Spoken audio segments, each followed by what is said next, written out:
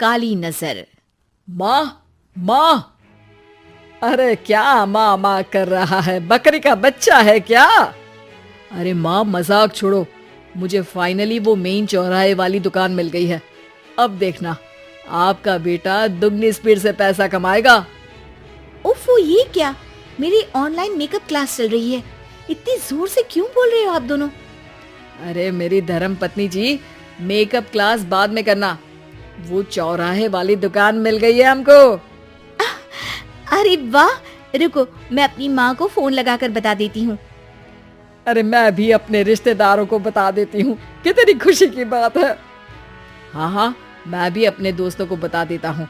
1 हफ्ते बाद रजिस्ट्री है। बस घर में खुशी का मौका था। उन तीनों ने अपने अपने फोन उठाए और लोगों में बात फैलाना शुरू कर दिया। और रही सही कसर श्वेता बहू ने अपने पड़ोस में सबको बताकर कर दी। अरे वर्मा आंटी, अब हम भी जल्दी कार ले लेंगे। घर का रेनोवेशन होगा और ठाट से रहेंगे हम भी। अरे ऐसा क्या हुआ? लॉटरी बाटरी लग गई है क्या? अरे इस बार चौराहे वाली मॉल में हमको भी दुकान मिल गई है। दुकान नंबर 21, जो एकदम चौराहे पर है। अब ग्राहक बढ़ेंगे तो आमदनी भी बढ़ेगी ही ना। अरे वाह, कितनी खुशी की बात है। मैं बहुत खुश हूँ तुम्हें इतना खुश देख के। बाकी एक बात कहूँ, सबको मत बताते फिरना। किसी की नजर लग जाएगी तो खुशी की खबर वापस लौट जाएगी। हैं? ऐसे थोड़ी ना होता है। अब डरा रही हो। अरे सही कह रही हूँ, काली नजर कहते हैं इस चीज को। जब आप किसी को कुछ बताओ और वो काम बिगड़ जाए। अरे लेकिन मैं तो। तुमने सबको बता दिया ना? हाँ, फोन लगा लगा के। अब बच के रहना, काली नजर बड़ी खतरनाक होती है। श्वेता इतनी खुश रहती है कि वो वर्मा आंटी की बात पर ध्यान ही नहीं देती, जबकि पड़ोस में और भी लोगों से खुशी की खबर शेयर करती रहती है। अगले दिन राजेश बहुत दुखी होकर घर आता है। अरे बेटा, क्या हुआ? मुंह क्यों सूजा हुआ है? मधुमक्खी ने काट लिया क्या? माँ, वो दुकान किसी और के पास चली गई। किसी ने ज्यादा भाव लगा दिया। अरे पर बात तो आपसे हुई थी ना उस दुकान वाले की। हाँ, आज मैं टोकन अमाउंट देने गया था, तब मुझे पता चला। कोई आकर सुबह मुझसे पहले ही ज्यादा अमाउंट दे गया। काली नजर। क्या कहा?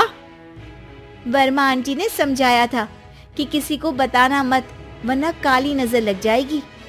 अच्छा, तुम्हें उनकी बात मान लेनी चाहिए थी।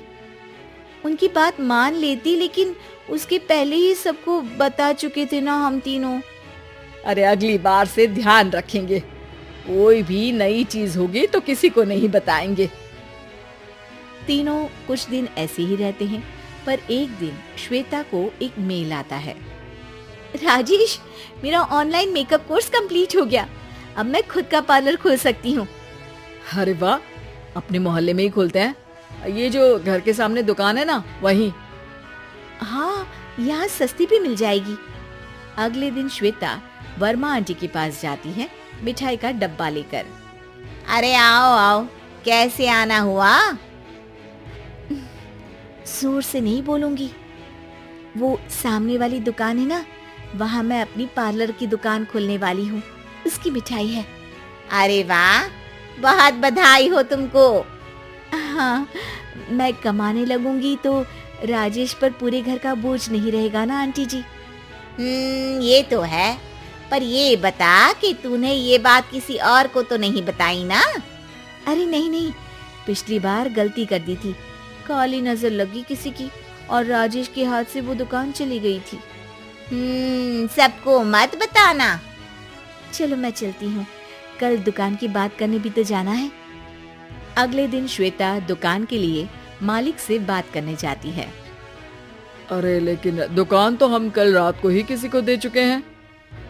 कल ही? हाँ, कल ही। 2 दिन बाद कोई यहाँ पार्लर भी खोल लेगा। अब कहीं और दुकान देख लीजिए। अरे पर हमको भी तो पार्लर ही खोलना था। हाँ भाई, एक ही दुकान है, आधी आधी तो नहीं दे सकता ना मैं।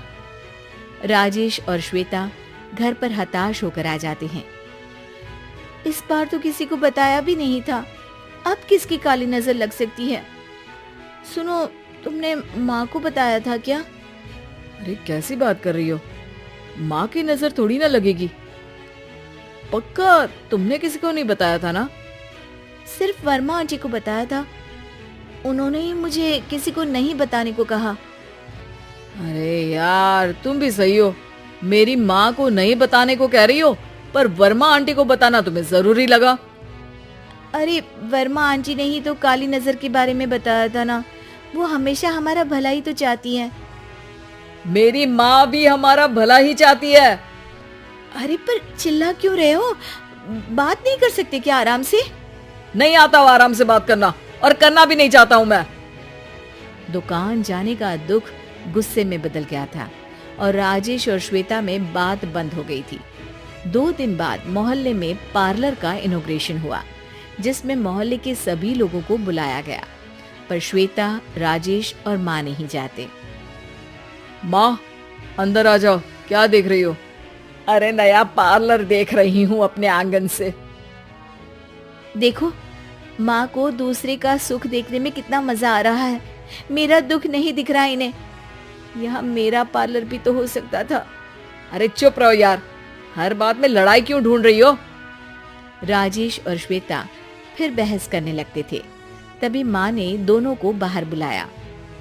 अरे जरा देखो तो, दुकान चलाने वाले का बोर्ड पर नाम क्या लिखा है? श्रुति वर्मा। गाड़ी निकाले बेटा, हमें कहीं जाना है। काली नजर का इलाज कराने? राजेश अपनी बाइक निकालता है। तीनों ट्रिपलिंग कर रहे हैं। माँ राजेश को उस मॉल वाली दुकान पर लेकर जाती है जहाँ राजेश अपनी दुकान खोलने वाला था। यही दुकान लेना चाहता था ना तू? हाँ, पर इनको भी दुखी करने लेकर आई हो क्या यहाँ पर दुकान दिखाकर?